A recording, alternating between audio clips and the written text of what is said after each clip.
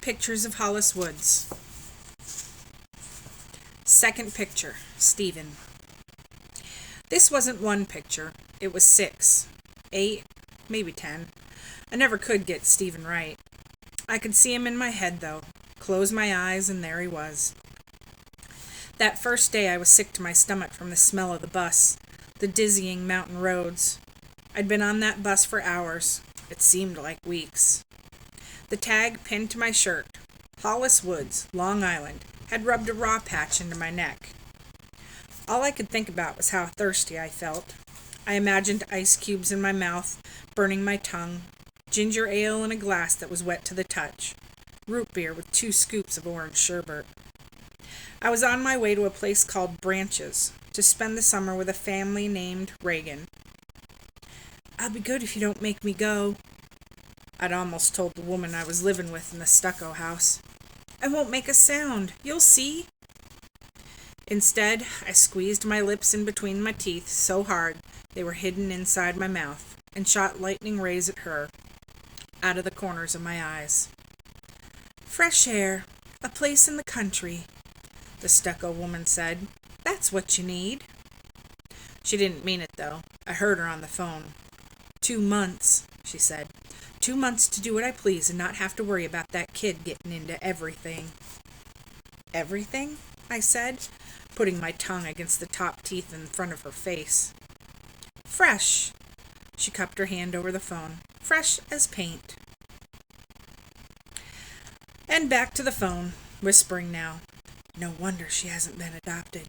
She's a mountain of trouble, that Hollis Woods." I marched up the stairs, hitting every rung with her lime green umbrella. Anyway, I was the last one left on the bus. Up in front, the driver talked with the woman from the agency. If I ducked down in back of the seat, would they forget about me? Would they turn around and go back to Long Island? We lumbered up the main street of Hancock, past a row of houses and a movie theater, and came to a stop in front of a diner. "Straighten up, kid," the bus driver said, looking into the rearview mirror. "We're here." I gathered up my backpack and the plastic bag they had given me, a toothbrush, a bar of soap that smelled like an old sock, a pink washcloth, and a book for drooling 2-year-olds. Kelly goes to camp. I tossed the book in the agency woman's lap as I passed, nose in the air, pretending I wasn't dying of thirst, pretending I wasn't bursting from having to go to the bathroom. Outside the bus window, a man leaned against the wall of the diner, his hat over his eyes, and a boy played handball against a brick wall. I climbed down into the blistering hot sun, checking out the boy.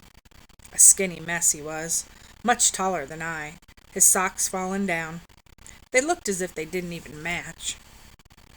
As the bus started up, the exhaust smelling like a sewer, the boy slammed the ball against the wall, missing it on its way back. He nearly killed himself trying to dive in front of the bus for it, then jumped back at the last moment as the ball bounced across the street.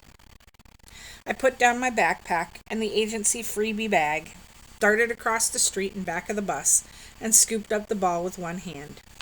I trotted back to them, tossing it over my head and catching it a couple of times, just to show them what I could do.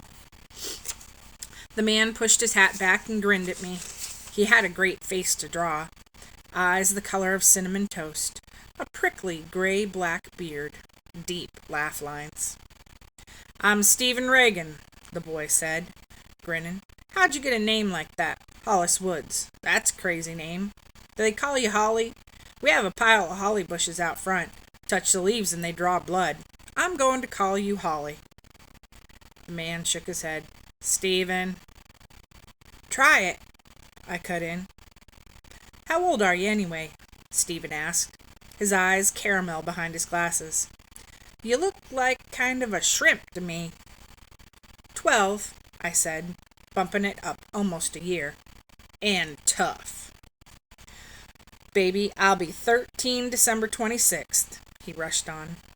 "We're having lunch at the diner. My mother stayed back in Branches."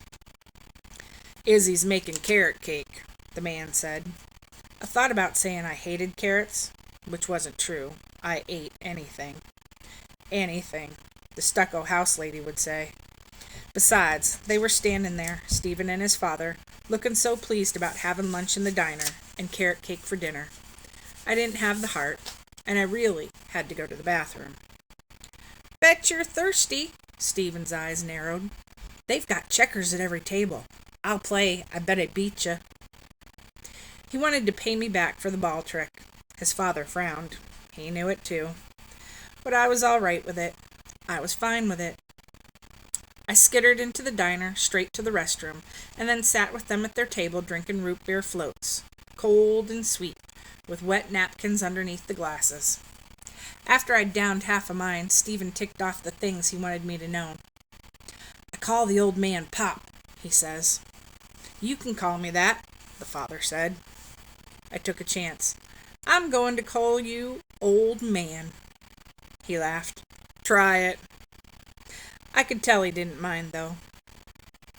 What's next is I'm a walker, Stephen said. Walked myself all over branches. I'll walk you, too. Maybe, I said. I know motors, he said. I drive a truck. Don't believe that, the old man snorted. He's not even 13 years old. I almost drive then, Stephen said, giving me a wink. Legal any day now. The old man rolled his eyes at me. And the last thing, I know tracks. Stephen spread his arms wide. Animal tracks, all of them. I was laughing. I knew he meant for me to laugh. He pushed the black checkers over to me. Let's see what you can do here, Hollis Woods, he said. Win, and I'll teach you how to drive. In your dreams, the old man said.